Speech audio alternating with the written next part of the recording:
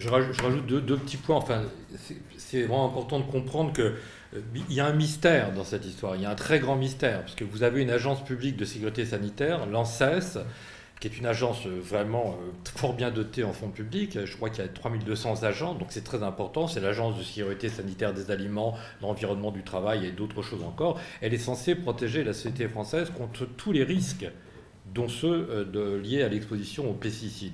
Donc c'est évidemment un mystère de constater, comme vient de le dire Pierre, que saisi par un scientifique bon, il ne le dit pas, mais moi je vous le dis, saisi par un scientifique de réputation mondiale, le rôle évident, élémentaire de l'ANSES aurait été de se saisir sérieusement de l'histoire, ce qui n'a pas été fait. Alors moi j'ajoute en mon nom, puisque j'ai écrit un livre sur le sujet, donc je me suis évidemment intéressé de près à tout ça, l'ANSES est vraiment de parti pris dans cette histoire. L'ANSES n'est pas neutre, l'ANSES est encore moins au service de la société française. L'ANSES s'est entouré d'un comité, d'un groupe d'experts, ce qu'on appelle un GQ. C'est un groupe d'experts, 4 personnes. Pierre Rustin avait proposé de faire partie de ce groupe d'expertise. L'ANSES a refusé. C'est très singulier, parce qu'il faut bien comprendre qu'on parle de questions extrêmement pointues sur le plan scientifique. Et Pierre Rustin dispose de connaissances très très sophistiquées sur la question. L'ANSES n'a pas voulu de la présence de Pierre Rustin. En revanche, a constitué un groupe de 4 personnes, le président étant un pharmacien de la Marine nationale, contre lequel je n'ai évidemment rien, mais tout de même c'est un pharmacien de la Marine nationale et il n'a aucune connaissance particulière dans le domaine concerné. 2 autres, un qui est médecin du travail à Lille, une troisième qui est enseignante à Rouen, et une quatrième qui est une dame qui était clairement en conflit d'intérêts, lourd, très grave par rapport à la question posée. Parce que cette dame, ainsi que je l'ai écrit, et personne ne peut en discuter puisque c'est vrai, cette dame a travaillé souvent, à nombreuses reprises, sur des crédits, sur la base de crédits de l'industrie agrochimique, celle-là même qui fabrique des SDHI. Elle participe depuis un très grand nombre d'années à des colloques et des conférences internationales qui sont financées par l'industrie agrochimique, celle-là même qui fabrique des SDHI.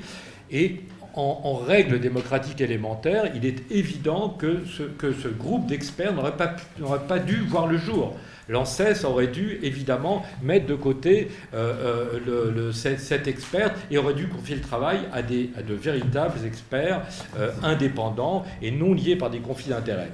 J'ajoute que l'ANSES, selon moi, est partie prenante, parce que, j'ai pu les démontrer aisément, elle donne, aussi incroyable que ça puisse paraître, mais depuis de longues années, depuis une dizaine d'années, elle donne des conseils qualité avec des structures comme Arvalis. Bon, je passe les détails, on va dire que c'est un institut de l'agriculture industrielle qui est très impliqué dans la vente et l'usage des SDHI. Donc elle publie des notes communes destinées aux agriculteurs sur les SDHI pour leur donner des conseils d'utilisation des SDHI.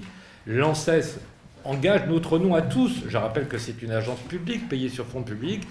Elle s'autorise depuis 10 ans donc à donner des conseils aux agriculteurs pour l'usage des SDHI. Donc vous comprenez bien qu'une agence qui est à ce point engagée dans la défense du système des SDHI avait fort peu de chances d'ouvrir la voie à une véritable interrogation sur les dangers des SDHI.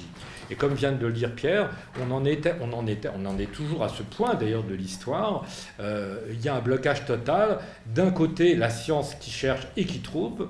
Hein, l'exemple aussi de Pierre est probant, puisqu'avec Paul et d'autres d'ailleurs, vous avez signé une étude assez retentissante dans la revue scientifique PLOS ONE au mois d'octobre 2019, qui montre clairement que les SDHI s'attaquent aussi bien aux vers de terre qu'aux hommes, et chez les hommes davantage à ceux qui sont déjà malades, par exemple de malades d'Alzheimer, qui sont davantage menacés encore par les SDHI que les gens qui sont en bonne santé.